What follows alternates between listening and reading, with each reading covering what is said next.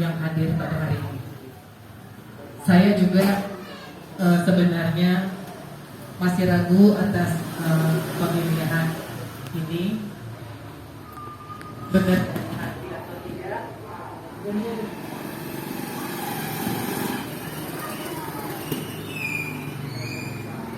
Karena pada kenyataannya saya tuh banyak yang harus dikerjakan, apalagi masih aktif di dunia persib. Kebetulan video cerita asal muasal persib, sebenarnya kita tidak boleh ada organisasi mengikuti organisasi yang lain selain persib. Tapi karena kita sudah dunianya bukan dunia politik, maka diizinkan untuk berorganisasi olahraga. Saya sudah bertanya kepada senior, kepada ketua, bahwasanya dunia olahraga adalah bukan dunia politik. Jadi sebelumnya kepada rekan-rekan juga semuanya, ASIAPI ini bukan organisasi politik.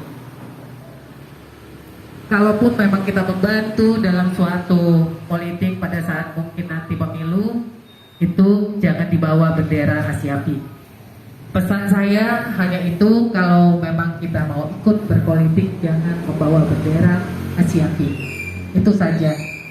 Itu pesan dan kesan dari senior, ketua organisasi di Persib ataupun di mana saja yang ada organisasi pemerintahan, mungkin sama ADART-nya. Mungkin itu supaya diingat-ingat untuk kabupaten kota juga, jangan sampai membawa bendera ASIAPI, karena nanti kita akan ditutup izinnya untuk organisasi. Ya, itu satu. Nah, kemudian saya mengucapkan banyak-banyak terima kasih kepada panitia yang sudah dari 2 bulan yang lalu mempersiapkannya, dari mulai di kafenya Pak Edi sampai juga kemarin beberapa kali udah rapat di tempat ini, sekretariat Sumatera Utara. Semuanya pada akur-akur, pada seneng-seneng, dan kita juga dikunjungi oleh Bang Tes Rijal, senior kita. Mereka antusias juga dengan ASIAPI, karena memang ASIAPI ini adalah organisasi olahraga yang lama, yang pertama. Makanya kita tidak perlu lagi memperkenalkan diri kepada orang lain, bahwasanya ASIAPI ini tetap jaya, tetap ada, walaupun orangnya berganti-ganti. Reorganisasi adalah hal yang biasa di dalam organisasi. Hanya bagaimana seninya kita menjadi pemimpin, bisa membawakan anggota kita dengan baik, bisa membawa anggota kita dengan semangat, bisa membawakan anggota kita lebih maju lagi. Visi misi saya adalah sama seperti ADART, memajukan kesejahteraan bagi anggota. Saya berniat di sini ingin mengadakan pelatihan-pelatihan khususnya buat instruktur ASIAPI agar bisa kompeten, agar bisa ilmunya bertambah terus sampai tua bisa ngajar. Contoh ada di depan mata kita, Mbak Wisni sampai sekian umurnya masih bisa ngajar, Bang Anwar masih eksis, badannya masih bagus. Itu mungkin tujuan kita. Ya, karena olahraga adalah bagaimana supaya kita sehat dan menjaga badan kita. Kita bukan menjual diri, tapi itu adalah modal kita, sehat dan menjaga badan. Itu dia. Nah, kemudian kalau untuk pelatihan-pelatihan di sini ada pakarnya juga, nanti mengeluarkan murid baru ya dengan sertifikat ijazah. Saya sandingkan dengan Dispora. Saya nanti mungkin mau kepingin resmi, jangan lagi cuma hanya ASIAPI saja. Juga begitu dengan kabupaten kota, kalau mau kepingin mengeluarkan instruktur sudah bisa, tapi harus kita sandingkan dengan Dispora.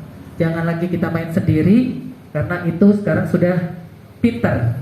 Ya, orang-orang sekarang sudah pintar, sudah bisa membandingkan ijazah saya dengan ijazah kamu gimana.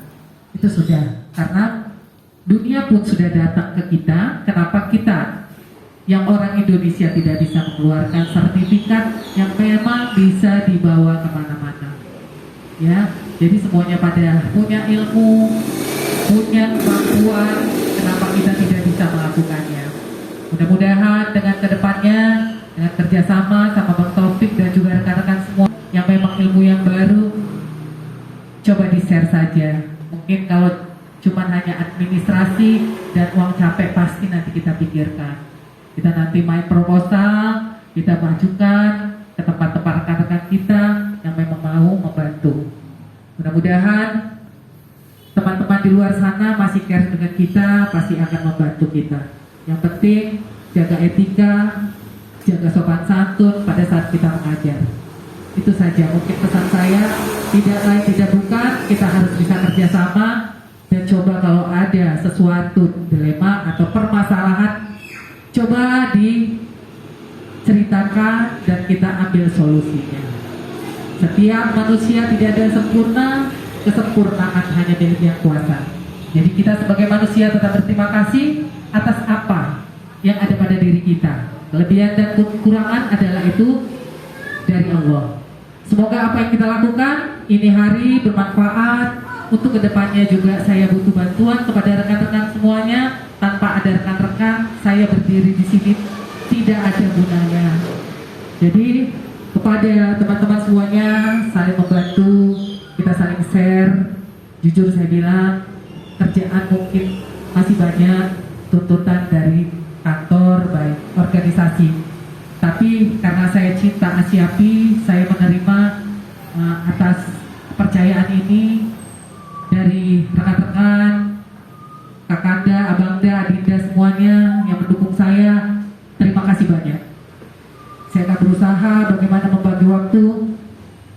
Jika perlu, kalau misalnya ada sesuatu hal yang memang kita harus terobos bareng-bareng, kita kerjakan. Intinya, saya mau kepingin kita di sini sampai tua pun masih bisa bermanfaat. Tidak membutuhkan bantuan orang lain. Kita sendiri seperti Mbak Wisni, saya salut sampai detik hari ini bisa mengajar sampai 2 kali pagi dan sore. Itu sesuatu hal yang luar biasa menurut saya. Jadi cobalah kita kalau sudah profesi kita seperti itu, kita gelutin dan kita cintai. Ya, mungkin itu saja dari saya. Mungkin ada tambahan dari wakil saya, tambahan sedikit, sepatah 2 kata. Jadi dari saya terima kasih banyak. Visi misi kita sama, tetap mensejahterakan anggota Asyapi sendiri. Ya, baru kita bisa mensejahterakan orang lain. Semoga apa yang kita lakukan bermanfaat dan akan diridhoi Allah. Terima kasih. Assalamualaikum warahmatullahi wabarakatuh. Assalamualaikum warahmatullahi wabarakatuh. Terima kasih kepada Ketua Asyapi yang baru dilantik. Dipilih, sorry.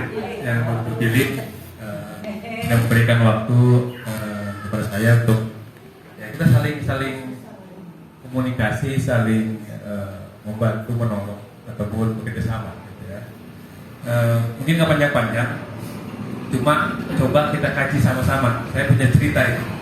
Kita kaji sama-sama ya. Saya ada buka YouTube, nonton tentang berita, banyak beritanya, video-video berita itu. Yang saya ambil hikmah dari situ adalah namanya buaya, binatang liar, tetap liar, ya, buas tetap buas. Tapi tangan kaki si bapak itu menggantung di pinggir pun tidak dicaplok. Lempar makanan, tangannya digantung-gantung nggak dicaplok, nggak digigit, ya, dielus, ya kan. Berulang-ulang videonya selalu begitu, sampai dia datang dari hutan bakau tuh ke pedesaan, itu kita makan, kasih, dan dia tidak mengganggu masyarakat yang lain, kecuali mereka yang mengganggu daerah mereka. Kemudian saya pengen nangis, kan? Udah anggap saya seperti anak dia ini. Jadi mana ceritanya? Intinya begini, bahwa kita ini jangan bunuh binatang, apalagi yang buas. Ajak bicara dengan mereka seperti kita kepada manusia. Ini buktinya. Menunjuk serius sekali. Ya, binatang itu binatang purba loh. Gue itu termasuk binatang purba yang masih hidup kita sekarang. Dia ajak ngomong, ngerti, komunikasi. Dia nggak bisa ngomong secara bahasa Indonesia, tapi dengan perilakunya kita ngomong dengan mereka, dia bahasa manusia. Nah, ini yang mau saya diterapkan dengan teman-teman. Ya, seperti yang diharapkan Bang Henry, diharapkan saudara Bulan, dan kita semua. Asia AP pengen maju. Satu, kuncinya bukan acara besar, bukan bajunya yang bagus, bukan tempatnya yang mewah, no, tapi saling bicara. Tanda kutip, ya, jangan bicara yang asal, kan gitu, ya. Yuk ngomong baik-baik. Kalau mau rapat ketemu di mana, ya, mau bertanya, ada grup, nanti itu grup kita perbaiki lagi semuanya. Itu hanya dadakan aja untuk musda, kan? Ya, teman-teman tolong pahami ya, sama-sama kita ya. Tegur saya kalau ada salah, tegur kami kalau ada kekurangan, dengan cara yang tadi, ajak bicara. Intinya komunikasi. Ya, malu banget kan kalau kita ribut begaduh gara-gara salah cakap, kok buayanya bisa nurut gitu. Itu kan malu juga kalau saya sampai